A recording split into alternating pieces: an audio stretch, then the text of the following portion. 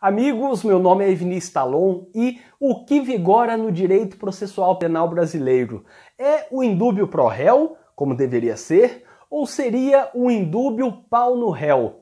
Na verdade, sabemos que deveria vigorar o indúbio pro réu. Havendo dúvida, havendo falta de provas, o réu deveria ser absolvido. Ele não pode ser condenado diante da falta de provas. Havendo uma divergência, havendo alguma dúvida quanto à interpretação de um texto, ele deveria ser absolvido. Aquela interpretação deve ser feita em favor do acusado. Isso é o indúbio pro réu. Mas parece que está havendo um afastamento do artigo 386, inciso 7º do Código de Processo Penal, que prevê que, em caso de falta de provas, o réu deve ser absolvido. E nesse sentido estamos adotando algo semelhante a um indúbio pau no réu. Na dúvida, bata no réu. Na dúvida, condene. Na dúvida, é problema do réu provar que ele é inocente. E aí, vale lembrar de uma expressão muito interessante também, que é até título de livro, cunhada pelo Salah Khaled e pelo Alexandre Moraes da Rosa, que é o indúbio pro réu, e réu, no caso, de inferno. E esse livro, Indúbio pro réu, profanando o sistema penal, ele trata dessas situações em que parece que o sistema está invertendo a lógica. O sistema penal brasileiro realmente se afastou daquilo que seria o ideal em um Estado democrático de direito, prevendo direitos e garantias fundamentais, prevendo a presunção de inocência já afastada por meio da execução provisória da pena, desde aquela decisão do STF no HC 126/292 e em várias outras decisões posteriores e principalmente recentes.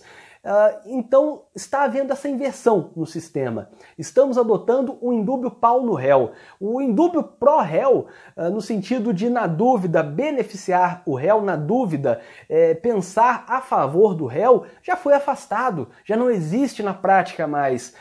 Na dúvida, optam por condenar. Na dúvida, os juízes preferem condenar. Não há uma preocupação existente mais em enviar um potencial inocente para o sistema prisional. Enviam aquele potencial inocente para o sistema prisional, onde ele sofrerá inúmeras agressões, e agressões psicológicas, físicas, morais, sexuais, de várias ordens. Não há um constrangimento.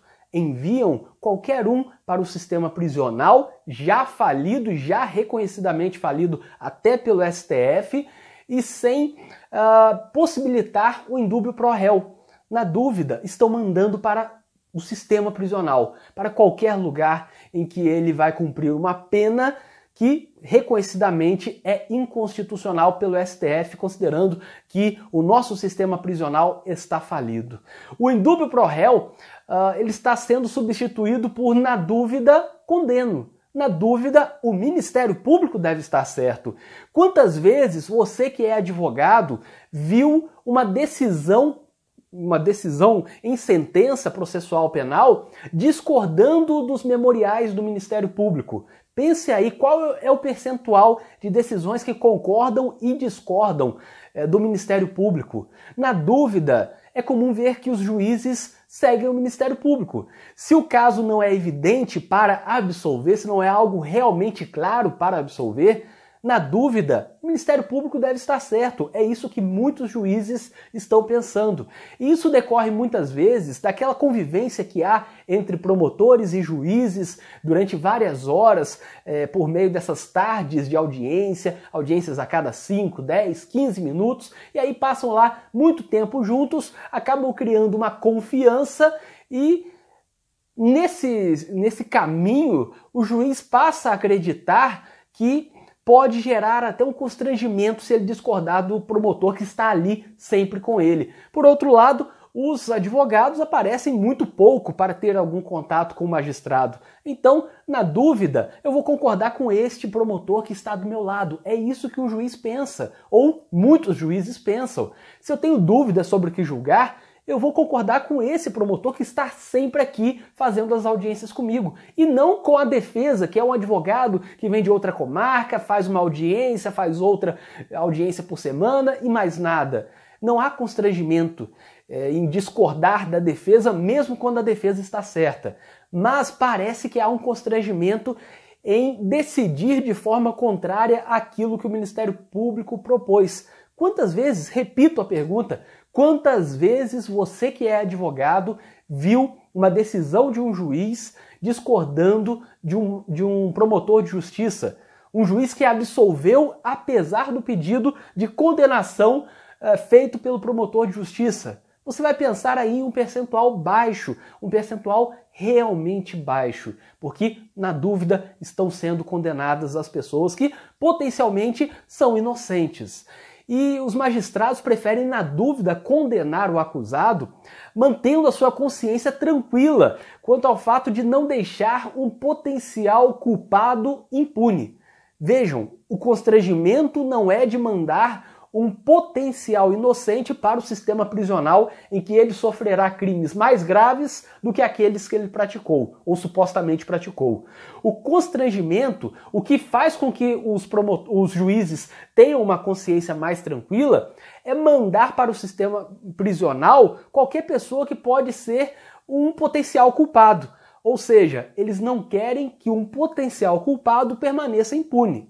Não é uma mera análise do caso concreto, não é isso que eu estou falando. Eu estou falando que, na dúvida, é melhor deixar aquele potencial inocente solto e não mandar um potencial inocente para um presídio. Na dúvida, é melhor até errar e deixar livre um potencial culpado, alguém que realmente praticou o fato. Se está na dúvida, é melhor não mandar para o sistema prisional. É melhor que um culpado permaneça impune do que um inocente pague por algo que não fez. Vejam, repito, é melhor que um culpado permaneça impune do que um inocente sofra uma pena por algo que ele não praticou. E se os juízes pensassem sobre isso, com certeza esse indúbio pau no réu acabaria. Começaria a gerar um constrangimento. Vamos discordar dos promotores, vamos ouvir a defesa, vamos pensar em não mandar para o sistema prisional qualquer um, mas apenas quando realmente tiver certeza de que aquele indivíduo é o autor de uma conduta, há demonstração da materialidade dessa conduta criminosa e houve um fato típico, ilícito e culpável provado integralmente pelo Ministério Público. E aí você vê situações que acabam gerando até uma presunção de culpa, uma presunção de autoria em relação aos crimes patrimoniais, por exemplo. E se alguém é encontrado com uma coisa na rua, a discussão é muito pouca se é furto-receptação, se a pessoa encontrou o objeto na rua. Há até várias decisões de tribunais e até do STJ invertendo a lógica, falando em presunção de autoria. Ou seja, se alguém é encontrado com o objeto que foi subtraído, que é o objeto de um crime, o próprio réu deveria provar que não praticou crime nenhum. Olha só, não é o Ministério Público provar a autoria, provar que aquele indivíduo praticou determinada conduta. E qual conduta? Se foi um furto ou se outra pessoa furtou e ele apenas receptou. Não é o Ministério Público provar isso. Os tribunais invertem a lógica, criam uma presunção de autoria onde deveria existir uma presunção de inocência. Aquele que é encontrado com objeto que é produto de crime, que foi subtraído, ele que tem que provar a própria inocência, o que inverte totalmente a lógica. Na dúvida, ele que deve provar que é inocente. Então, o certo, sabemos, seria que, na dúvida, seria preferível absolver um culpado a condenar um inocente. Entretanto, no Brasil inverteu-se a lógica. A absolvição que depende de provas. A condenação, para a condenação basta dúvida. A absolvição, sim, tem que ter uma grande prova. É isso que está ocorrendo na prática. E se vai condenar, bom, para condenar só precisa ter alguma dúvida e isso já é suficiente. Se o Ministério Público provar mais, então, aí o juiz dorme ainda mais tranquilo. Deveríamos ter mais constrangimento quanto a isso. Os juízes deveriam se sentir constrangidos de que mandam para os presídios pessoas que eles nem sabem se são realmente culpados. Na dúvida, estão mandando para lá. E isso é um grande equívoco. E aí é onde se consagra essa indevida superação do indúbio pró-réu em prol de um indúbio pau no réu. Ou como dizem o Salah Khaled e o Alexandre Moraes da Rosa, o indúbio pró-réu, no caso, para o inferno. Eu espero que vocês tenham gostado deste vídeo. Inscrevam-se aqui no canal e ativem as notificações, porque assim vocês saberão sempre que for lançado um vídeo novo aqui no canal. Eu tenho lançado vídeos diários sobre penal, processo penal, execução penal. Então, se você se inscrever e entrar sempre aqui no canal do YouTube, você saberá sempre que for lançado um vídeo novo, que tem sido diariamente. E para quem tiver interesse, eu deixarei na descrição deste vídeo um link com várias coisas úteis, como grupo do WhatsApp, em que eu estou lá para participar com os meus leitores, bater papo com eles, publicar meus artigos lá diariamente, também link de artigo, vídeo, cursos de prática, execução penal, curso por assinatura, curso de marketing jurídico e várias outras coisas. Então, o link ficará na descrição deste vídeo. Até o próximo vídeo.